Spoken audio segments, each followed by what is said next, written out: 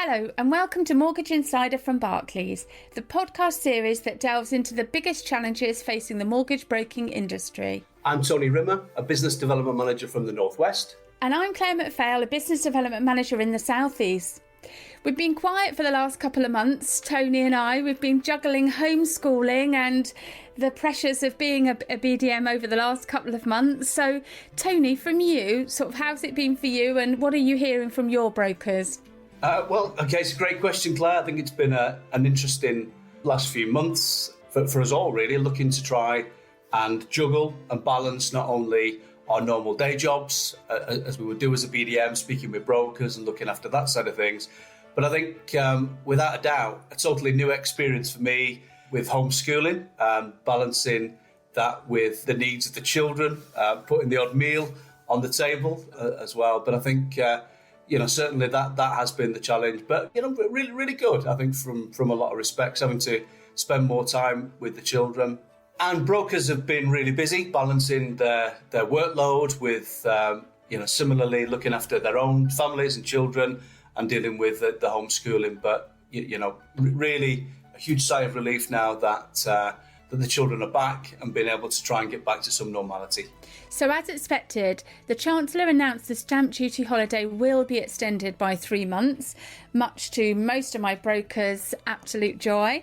They certainly have been under extreme pressure trying to feel like they've been working towards this March the 31st deadline. So they're really pleased in the main that they've heard that is extended. In 2016, I was transferring £60,000 to pay for my deposit on my new house. And I emailed my solicitor. Everything was done on email because I was working full time, and asked for their bank account details.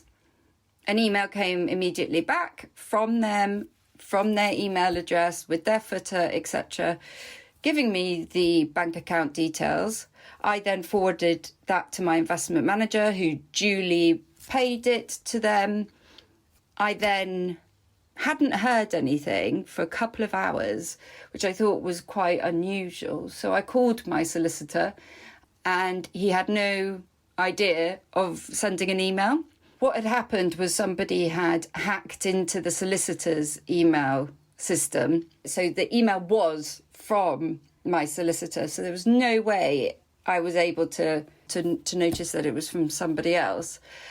So unfortunately, I had to take my solicitors to court, as that was where the breach of security was. They were great solicitors in the property conveyancing and a very small firm, and I believe that they have since gone under, which has ruined some more lives. And we managed to settle out of court, but unfortunately I lost about £10,000. But I did manage to get the house, so that was a relief. But it was incredibly traumatic. You've lost your life savings, and I had some inheritance added to that as well. You're about to lose your house, where your home is going to be, where you've set up your new life. And you're destroying, and I'm very aware of that, I'm destroying somebody else's life, their livelihood. But it's not, 60 grand is not something you can just pass off. So unfortunately, somebody has to pay for it. And it just destroys your faith in humanity. In this episode, we'll hear from Will Hobbs, and Will's the Chief Investment Officer for Barclays, and he'll talk us through the outlook for the UK economy and outline some of these challenges that we've just talked about and that's currently facing the housing market. I'm going to jump in at the deep end, if that's okay, Will, to start off with a view of the current economic outlook. How bad is it? And how long do you think it will last? Big questions, Tony. Yeah, I have to say, I'm not going to find those easy to answer. But I guess the thing that we're seeing, and this is what all of us are seeing in the newspapers, is that the statistics on this kind of recession that we're in are really jaw-dropping. There's no doubt about it. You have to go back to the Great Depression of the 1920s in the UK to see anything that's even comparable. And even then, there was a kind of 12% bite taken out of UK output in the third quarter of 1921. That's dwarfed by what we saw in the first half, in the second quarter of this year. So just on statistics, it's record breaking. However, there's a bit of a sort of narrative here, which is that if you think about recessions, the way we often describe them to clients, they're quite often misunderstood. But you can think of many post-war recessions in general as kind of like a particularly mean headmaster or headmistress who comes along to kind of punish bad behaviour that you've maybe been getting away with and doing more of and get you back on the straight and narrow. And you can think of many recessions in that way. So think about the Great Financial Crisis, for instance. It took about a decade for the problems to build up in the US subprime housing sector. And therefore, when it came to the recovery, you had a huge stock of unwanted homes for the economy to chew through. You had a global financial system to substantially reorganise, all those kind of things. And that really weighed on the economy's ability to rapidly recover. But the problem this time is totally different. So a pandemic has come along out of the blue, and what the governments and authorities around the world have done have sort of put large chunks of the economy into a kind of suspended animation in order to facilitate the fight against the virus. So yes, the statistics are awful, but that's also informing the pace of the recovery. So the second quarter is one of the record-breaking declines, but the third quarter is already seeing one of the fastest ever rises. Hello, I'm Jade, I'm 30 and I'm a first-time buyer in London. I've just exchanged and I'm hopefully going to be completing in a few weeks when my new build flat is ready. When I first started the process, I had absolutely no idea about mortgages. The only word I really understood was mortgage. I had no idea that the process would take so long. I found my mortgage broker amazing. I think what was so helpful for me was being kept in the loop and the transparency with which he kind of kept me informed of time frames and what was going on. Hi there, my name's Ayo, I'm 23 years old and I work and live in London.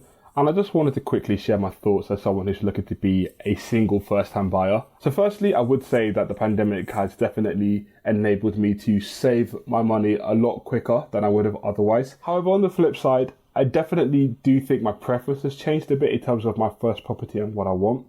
Before the pandemic, I was pretty keen on getting a place that was, as close to London as possible. However, now, given that I've worked from home for about a year, and I'm going to continue to work from home over the next few months, I definitely question whether I should maybe just move out a bit, further from the centre of London and maybe get a nicer looking place where there's more space where I can work from home.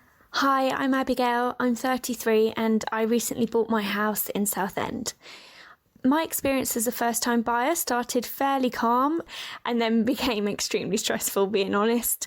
I found it tricky to understand the process. I felt quite out of control at times. I think with having so many different people involved in the process too, like mortgage brokers, all the estate agents, all the solicitors, sometimes the lines of communication between them was also not clear and I felt quite left in the dark about what was going on.